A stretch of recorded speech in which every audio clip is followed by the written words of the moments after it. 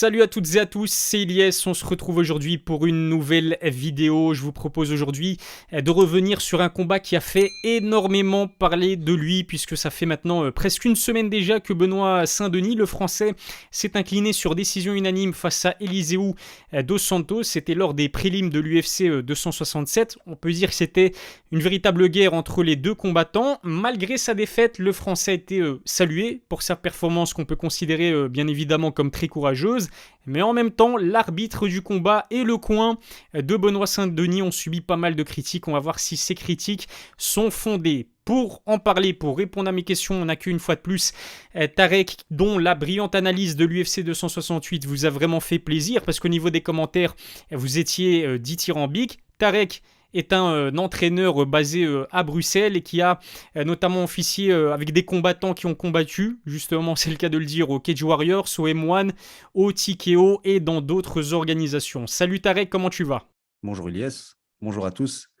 Je tenais à remercier tous les gens qui ont interagi dans les commentaires par rapport à leur réaction et par rapport à ce qu'ils ont apprécié. Donc, ça fait plaisir. Et c'est pour cette raison que je refais appel à toi aujourd'hui pour parler d'un sujet sérieux, hein, on va dire la polémique du combat de Benoît Saint-Denis face à Eliseu dos Santos. On sait qu'en France notamment, ça a fait énormément, ce combat a fait énormément parler de lui.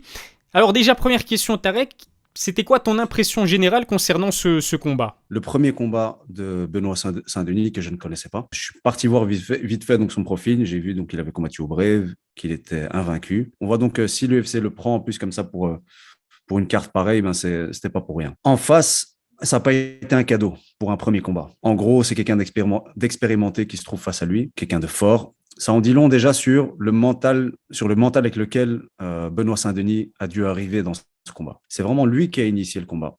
C'est lui qui a mis les premières frappes. J'ai beaucoup apprécié son style. Donc, c'est un gaucher, entrée-sortie, ça kick, ça punch. Donc, on voit que pour un gars qui a fait ses derniers combats à 74 kilos, qu'il a de quoi répondre en matière de force face à quelqu'un qui a 77. Il avait très, très, très, très bien commencé ce combat. Le premier round, bon, moi, je lui donne.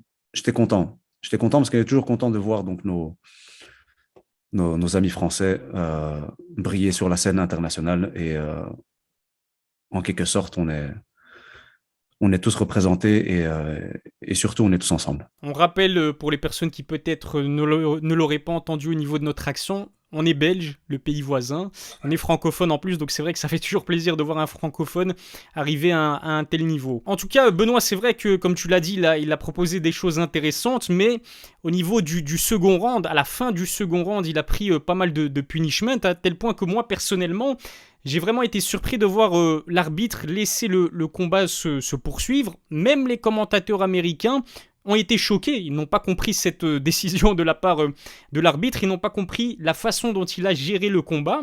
Performance très médiocre de sa part, ou on est peut-être un peu dur avec lui? Qu'est-ce que t'en penses? J'ai eu plusieurs moments où je me suis dit que effectivement, il aurait pu intervenir et stopper le combat. Si ça avait été d'autres arbitres, je pense qu'il n'aurait pas hésité, il l'aurait arrêté. J'ai pris le temps, sachant qu'on allait avoir cette discussion, d'aller revoir ce combat. Ce que j'ai fait, c'est que j'ai retiré le son de la vidéo, j'ai retiré donc les commentaires, on n'entend ni les commentaires ni le public, pour pas être influencé par ce qui peut être extérieur, donc les commentateurs, les réactions du public. Honnêtement, c'est discutable. Imagine qu'on aurait eu le même résultat, et bien sûr avec une plus longue durée, que le combat entre Pat Berry et Cheick Kongo. Pat Berry et Cheick Kongo, donc c'était un combat qui était à l'UFC, qui était en poids lourd. Deux gros strikers, Cheick Kongo qu'on ne présente plus. Cheick Kongo se fait cueillir à froid dès le début, les 2-3 premières minutes. Une fois, en pleine tempe. Il tombe, c'était Dan l'arbitre, il avance, il est prêt à bouger Pat Berry pour les séparer. Il retire ses mains à la dernière seconde quand il voit que Cheick Kongo est encore réactif. Il le laisse reprendre. Directement après, Pat Berry le sonne une deuxième fois, encore une fois, clean à la tempe. Cheick Kongo tombe encore, cette fois il tombe sur le dos. L'arbitre se rapproche pour voir s'il est toujours conscient ou pas. Il est toujours conscient. Ça finit avec Chekongo qui est dos à la cage, Pat Berry qui se jette dessus pour vraiment essayer de finir à ce moment-là. Erreur, parce qu'il se fait toucher par un overhand, suivi d'un uppercut de Chekongo. C'est plus du tout le même scénario. Là, il est totalement éteint. On a limite l'impression qu'il est mort. Il a ses yeux qui sont retournés. Imagine maintenant si Benoît Saint-Denis, on est au troisième round, qu'il lui mette une gauche, un kick, quelque chose qui le touche, qui le sonne, il l'emmène au sol, il l'étrangle ou il le finit encore. Il le finit dans cette position-là. Voilà, il gagne le fight. Qu'est-ce qui se passe avec l'arbitre à ce moment-là? On lui donne l'Oscar de l'arbitre de l'année. Si Benoît Saint-Denis aurait été mis KO et qu'il serait, tu vois, tombé les yeux en arrière comme Pat Berry, ok.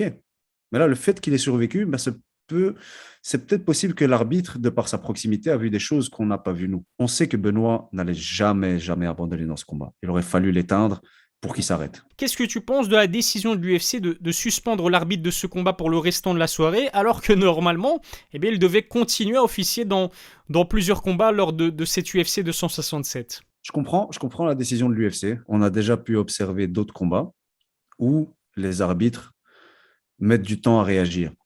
Je pense notamment à Justin Gaethje contre Donald Cerrone. Cerrone tombe sur les genoux et c'est Gaethje lui-même qui arrête le combat. C'est-à-dire qu'il lui met une pluie de coups, qui regarde l'arbitre. Il lui met des coups, il regarde encore l'arbitre. Mais le truc, c'est que dans ce combat, c'était pas la seule raison, je pense, pour laquelle cette décision a été prise. Je sais pas si tu te rappelles, donc Benoît a pris un doigt dans l'œil. Et ce qui a été surprenant pour tout le monde, c'était le point de déduction au troisième round qu'il a retiré plutôt au Brésilien pour le coup dans les parties. Généralement, tu donnes un avertissement pour ça. Est-ce qu'il a retiré ce point de déduction pour le coup dans les parties ou que c'était une accumulation et qu'il a compté aussi dedans le high poke? Peut-être que pour lui, c'était logique à ce moment-là de faire ça. Si ce n'était pas le cas, ben, il doit faire un recyclage et refaire sa formation d'arbitre. L'autre partie, on va dire, qui a été très critiquée pendant ce combat, ou plutôt après ce combat, c'est le coin de Benoît Saint-Denis. Alors, certaines personnes pensent qu'ils auraient dû jeter l'éponge pour préserver la santé de leurs combattants. Je sais que c'est très difficile de te poser cette question-là et qu'on peut jamais se mettre réellement à la place de quelqu'un d'autre tant qu'on n'est pas vraiment face à cette situation. Mais toi, personnellement, imaginons que tu te retrouves dans le même cas de figure. Quelle décision est-ce que tu aurais prise à leur place? Je ne sais pas. C'est la réflexion que tout le monde devrait avoir, donc ta question.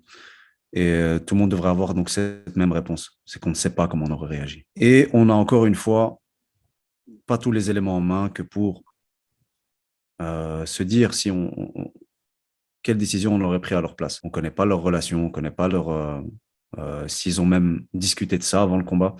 Parce que si tu sais que Benoît est un mec qui ne va jamais abandonner de par son passé militaire, de par sa personnalité, crois-moi que c'est très, très compliqué. Je pense qu'il y a plein d'entraîneurs qui vont me rejoindre là-dessus. Chaque coup qu'ils prennent, c'est comme si tu les prends toi-même.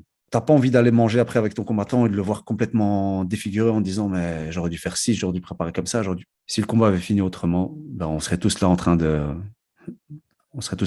les féliciter. Et je rebondis sur ce que tu dis, Tarek, et pour moi, c'est totalement pertinent ce que tu dis, mais le contexte, il est extrêmement important dans cette décision, c'est-à-dire que c'était le premier combat à l'UFC de Benoît Saint-Denis, son surnom c'est God of War, donc Dieu de la guerre, c'est un ancien des forces spéciales en France, donc de l'armée, et lors de l'interview qu'il m'a accordée, il était conscient que face à Eliseo, il avait un véritable bagarreur en face de lui. Le contexte, encore une fois, c'est vraiment très important quand on veut prendre une décision.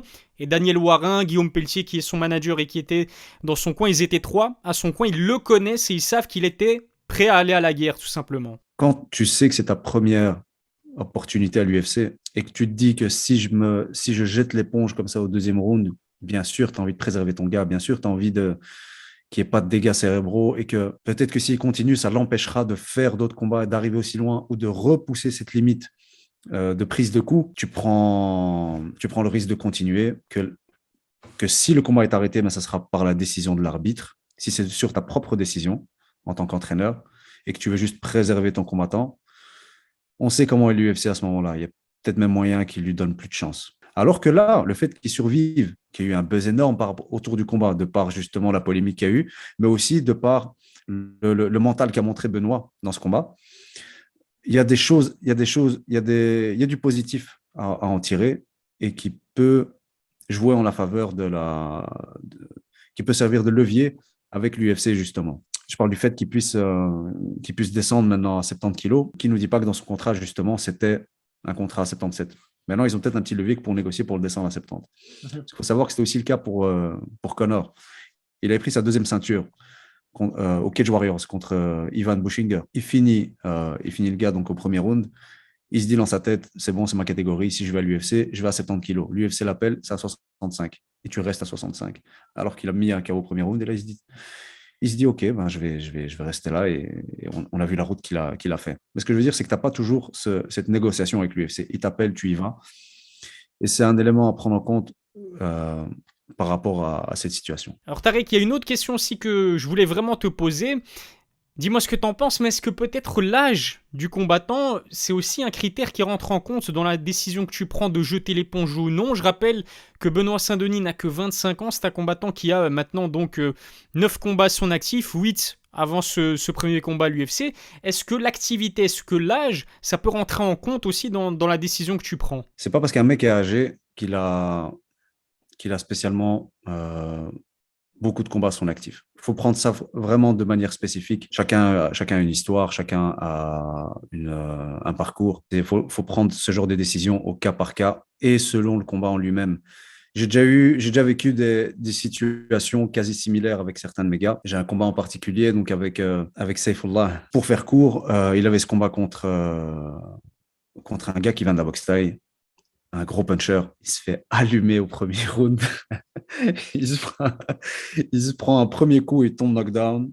Il se relève, il se reprend un deuxième knockdown, un peu comme Chekongo et Pat Berry, mais avec un laps plus court entre les deux fois où il se fait toucher. On décide de continuer, donc cette deuxième round, je lui dis de prendre son temps et qu'on allait tout miser dans le troisième. On arrive dans le troisième, il feinte le low kick, l'autre mort à l'hameçon, il lève la jambe, il prend le Superman punch. On sait qu'on a capté son attention à ce moment-là. Il se déplace, il va pour le low kick intérieur, et là je lui crie encore une fois le low kick, l'autre il sait même plus où défendre, si ça va arriver en bas ou en haut, il sait pas.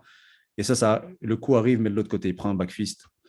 Il titube, il tombe et c'est faudra le finir en grand impact. L'anecdote, elle nous sert surtout à, encore une fois, ne pas juger le coin quand il connaît son combattant et qu'il sait reconnaître une situation où ça peut être dangereux pour lui ou pas. Ce qui est sûr, c'est que Daniel Warin, donc l'un des coachs de Benoît, une légende vraiment, non seulement en France, mais au niveau du MMA mondial, c'est un entraîneur qui a coaché notamment Anderson Silva, Lyoto Machida, donc ça impose quand même un statut.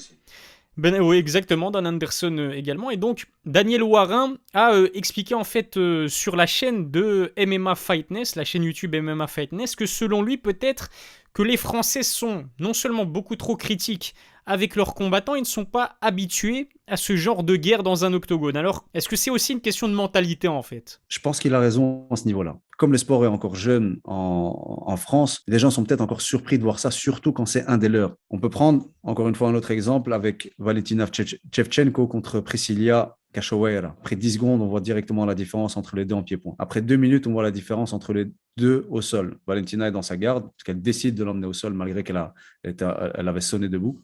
Elle l'emmène au sol, elle est dans sa garde, elle lui met des coudes, elle lui ouvre le visage, elle est complètement en sang à la fin du premier round. Ses coachs la laissent reprendre le deuxième. Bon, elles finissent au sol. Là, c'est différent. Valentina sur le côté, elle prend un crucifix, se fait plaisir sur elle encore pendant quelques minutes. Elle prend la monte, elle met encore des coups. Et là, tu n'as plus personne qui comprend, tout le monde qui demande à ce qu'on arrête le massacre. Mario Yamasaki était l'arbitre ce jour-là. Mario n'arrête pas le combat. C'est Shevchenko qui décide de prendre une autre direction. Elle décide de l'étrangler. Et là, elle met un terme au combat. Si je ne me trompe pas, même pendant l'étranglement, il a mis du temps à réagir.